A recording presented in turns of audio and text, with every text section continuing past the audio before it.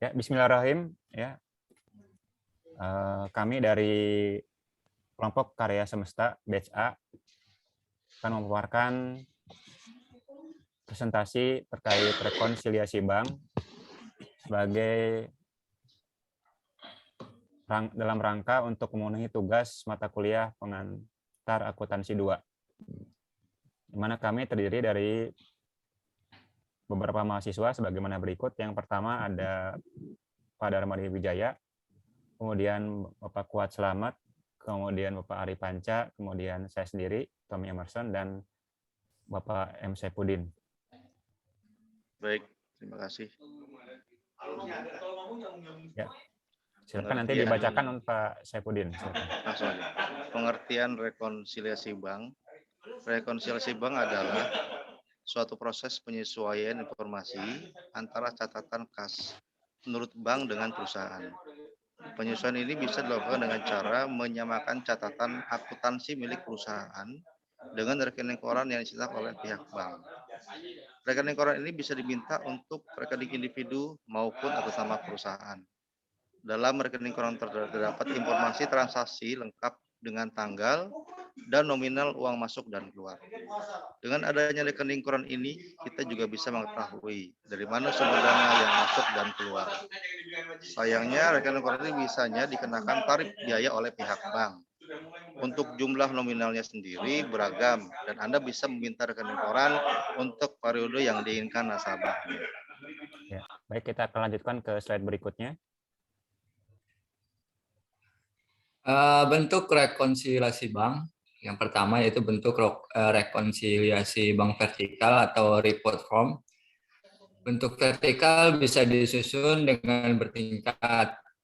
Bagian atas untuk rekonsiliasi saldo kas, sedangkan jika bagian bawah untuk rekonsiliasi saldo rekening koran. Lalu yang kedua, bentuk rekonsiliasi bank kontrol atau account form.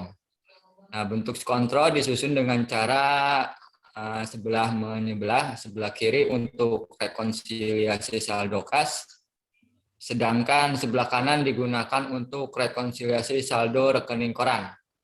Lanjut yang ketiga, rekonsiliasi bank 4 kolom ialah suatu bentuk penyajian rekonsiliasi bank dengan tabel yang sebenarnya terdiri dari 5 kolom, tetapi hanya ada 4 kolom nominal mutasi.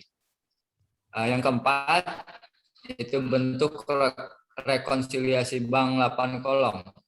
Rekonsiliasi bank 8 kolom ini ialah suatu bentuk penyajian rekonsiliasi bank dengan tabel yang sebenarnya terdiri dari 9 kolom, tetapi hanya ada 8 kolom nominal mutasi. Ya, dilanjutkan pada slide berikutnya. Penyebab terjadinya rekonsiliasi bank. Yang pertama yaitu piutang wesel.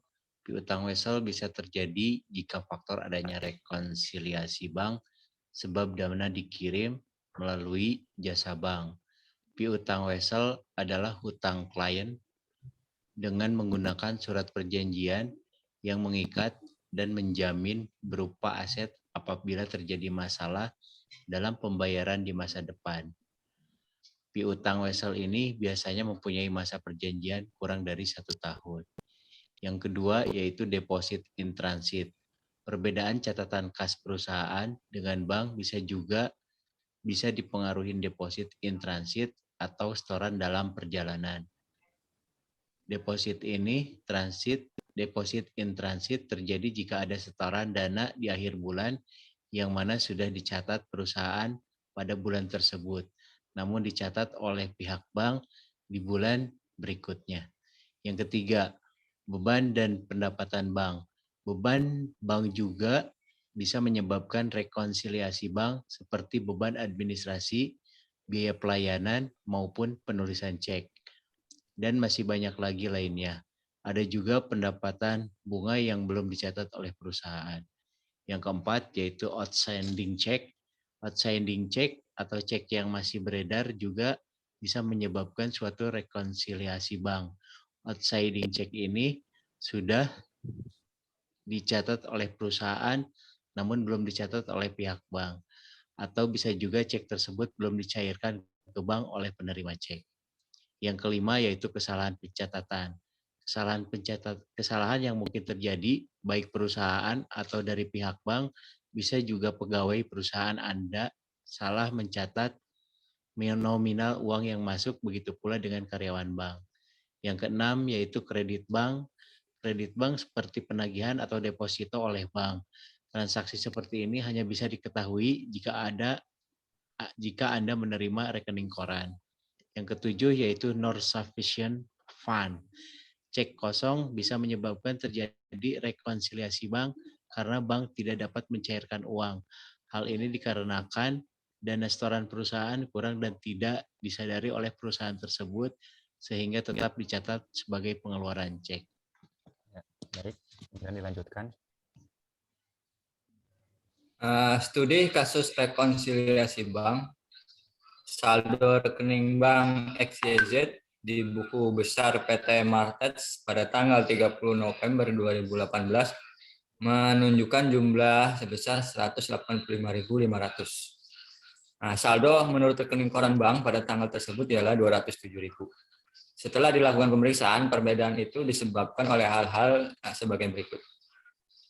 Biaya administrasi bank pada bulan November 2018 adalah sebesar 2.800. Yang muncul di rekening koran bank belum dicatat oleh perusahaan karena nota debitnya belum sampai.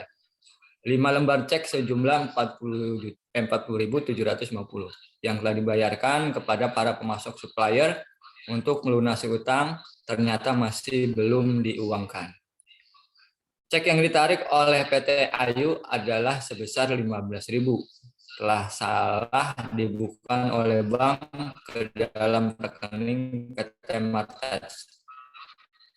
Kiriman uang dari langganan melalui transfer bank adalah sebesar 3.950 untuk cek nomor SR 5220 adalah sebesar 70.550 dicatat dalam pembukuan PT Martets dengan jumlah 65.150. Sehingga rekonsiliasi bank untuk PT Martets pada tanggal 30 November 2018 sebagaimana berikut. Ya, baik. Rekonsiliasi bank akan ditampilkan sebagaimana berikut.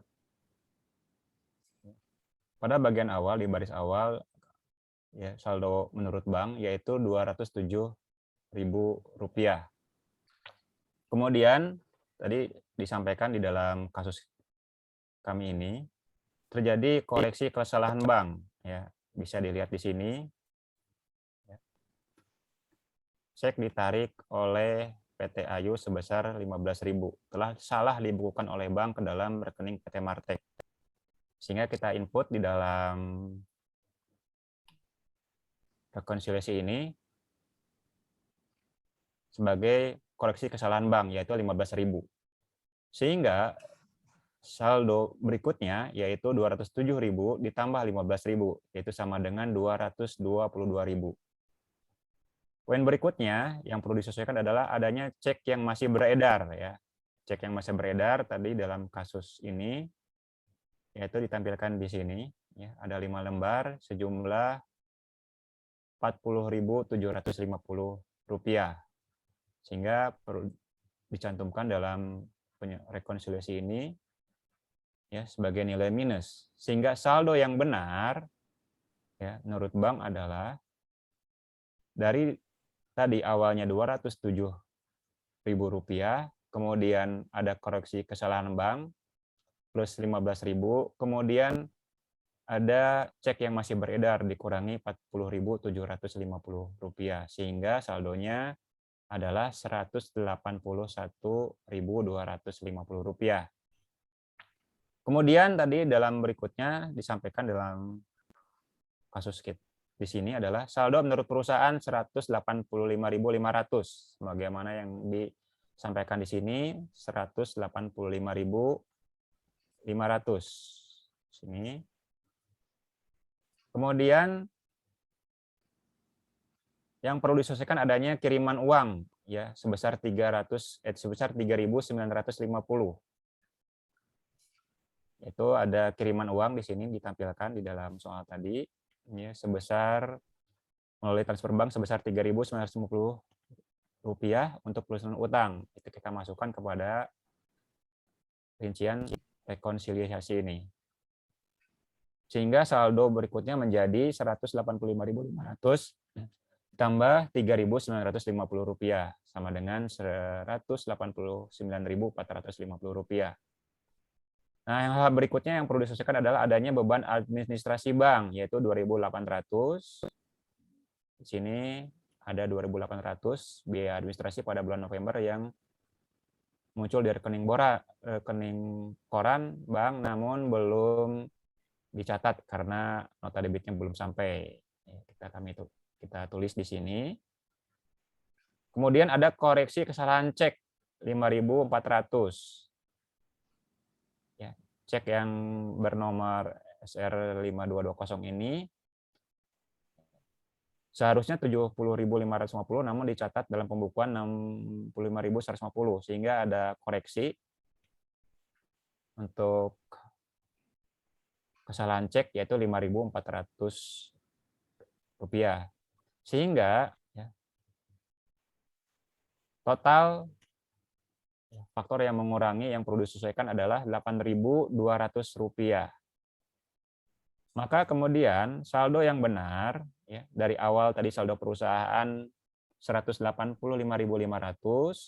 kemudian ditambah adanya kiriman uang, dikurangi adanya beban administrasi bank dan koreksi kesalahan cek, sehingga saldo yang benarnya adalah 181.250. Nah, inilah rekonsiliasi bank untuk studi kasus yang kami presentasikan, di mana saldo yang benarnya Rp181.250, baik menurut bank maupun tadi menurut perusahaan menjadi demikian. Demikian untuk pemaparan presentasi tugas pengantar akuntansi 2 terkait rekonsiliasi bank. Terus kemudian kami sampaikan kepada Bu dosen dan pemirsa, ini ada sahabat kami ya, Pak Kuat Selamat sedang terkendala jaringan sehingga belum bisa ikut untuk mempresentasikan. Ya, mohon dimaklumi. Demikian yang bisa kami sampaikan, untuk itu kami sempurnakan dengan berhamdalah bersama. Alhamdulillah. Alhamdulillah. Oke. Amin.